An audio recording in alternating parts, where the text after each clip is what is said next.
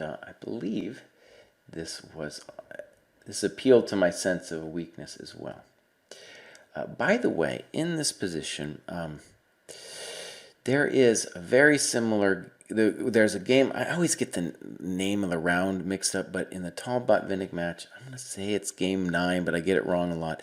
Anyways, where Tall, just to kind of mix things up, played without d4, knight f3, g3, and played b3, and then knight e4 came, and then d4. So we would transpose to this position, to that game, I think, if it went like b3, as in this game, knight e4, that would transpose. And one thing that I've asked students here, actually, several times, I've used it as a training game, is what should black do in this position? And, they say all kinds of things. Bishop e6, bishop f5, knight d7, f5, also an interesting move. And the move that I like here for black, I think is very instructive, is to play a5. And the cool point of it is that these guys, they don't really know what they're doing yet. And they can remain uncommitted if we get our rook on a8 in, right? The only reasons for especially the bishop on c8 needs to move is because of the rook. So now we're just going to ask white a question. If we get a4 in, we're going to say that our rook is developed. It's that simple, right?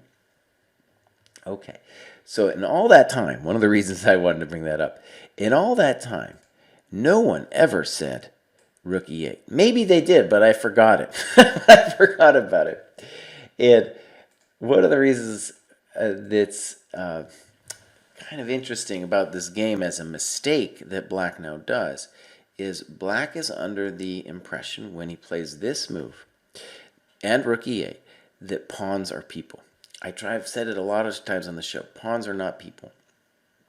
And what I mean by that is a lot of times players are confused, and I stress this because I was confused as a kid, that they think pawns are people. And what that means to them is they have an idea of like, oh, there's some kind of pawn break I need to do.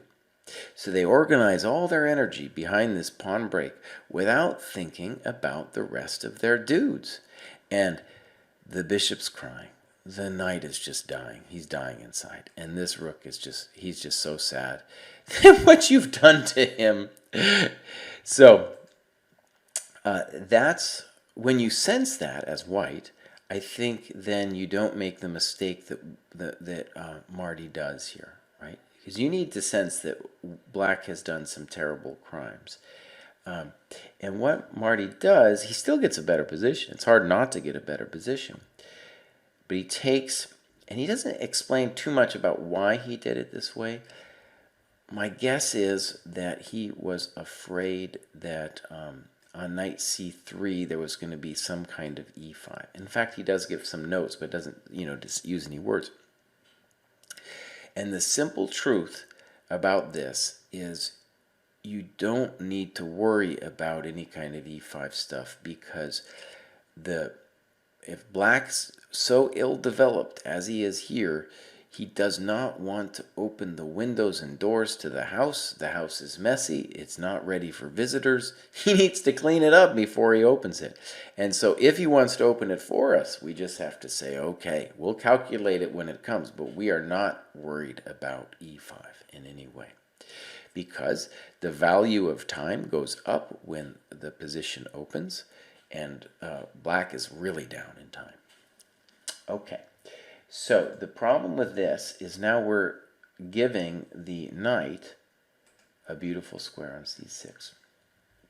Knight c3, e6. It's not hard for you guys to guess what I want. I want him to play e4 right now. Why? Because we need to open the position before dude gets his pieces in. Now, rook c1 wasn't terrible. And Marty then loses the way with knight b5. And I think one of the things about chess is you want to have these abstract ideas in your head.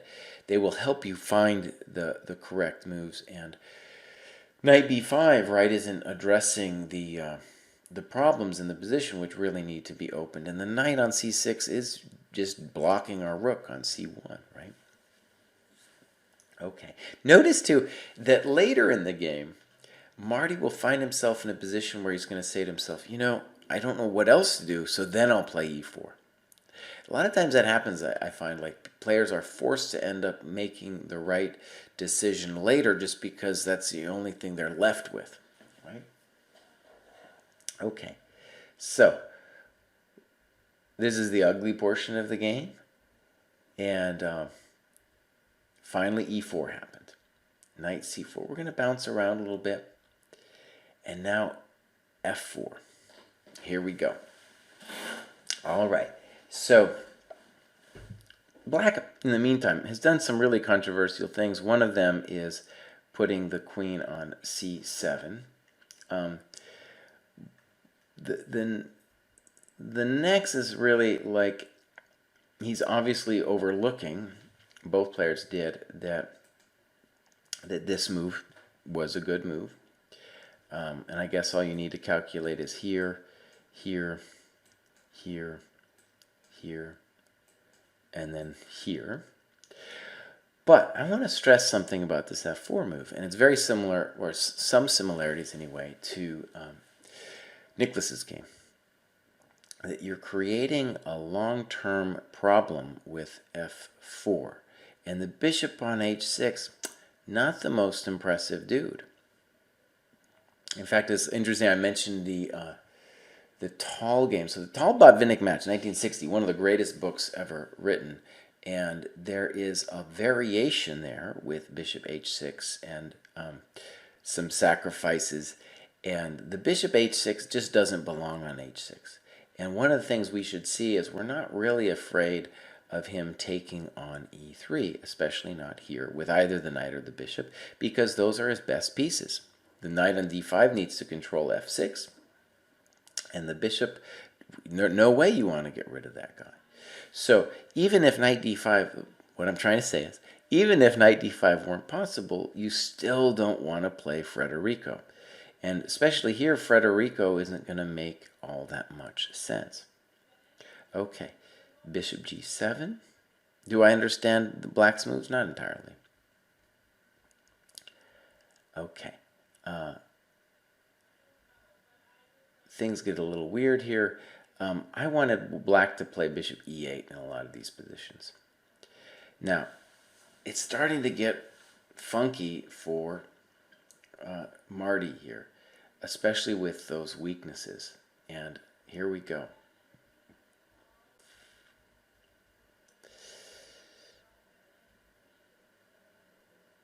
It's very similar to the game with Nicholas, where it's going to be who gets there first, and the black pieces look pretty dangerous, right? Very dangerous. Pow, and it's all over. So, right, very similar games, and the theme is the weakness of the f4 pawn. Now, it doesn't mean that Frederico's always bad. I'm not trying to say that. And in fact, the next game I'm going to show is going to talk a little bit about when we should start thinking about Frederico.